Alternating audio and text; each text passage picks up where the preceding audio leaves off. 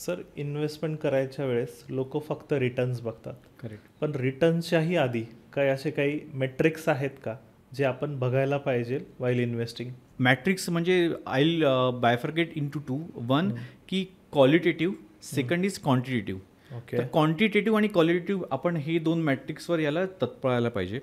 Quantitative म्हणजे पहिले काय की पास्ट रिटर्न त्या पोर्टफोलिओनी किती दिली आहेत, दॅट इज वन. सेकंड, त्यांनी अल्फा किती क्रिएट केलेला आहे. थर्ड विल बी बीटा किंवा शार्प रेशो. त्याच्यावरून कळतं की त्या फंडचा रिस्क किती आहे. हे सगळ्या गोष्टी क्वांटिटेटिव्हमध्ये आपण बघता येईल.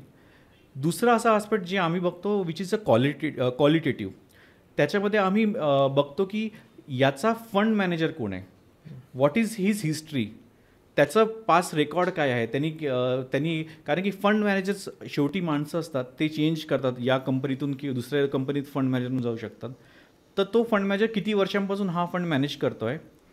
आणि दुसरी गोष्ट की we try to find out की त्याचं थॉट प्रोसेस हे आपल्याशी अलाइंड आहे की नाही. आणि बिकॉज त्याचं म्हणून आम्ही त्यांचे कॉल्स ऐकतो की त्याला म्हणायचं काय आहे. So exactly, so those are the qualitative parameters जे रिसर्च केल्यानंतर आमच्या डोक्यात येतं आणि त्यानुसार आपण फंड अलोकेशन करतो.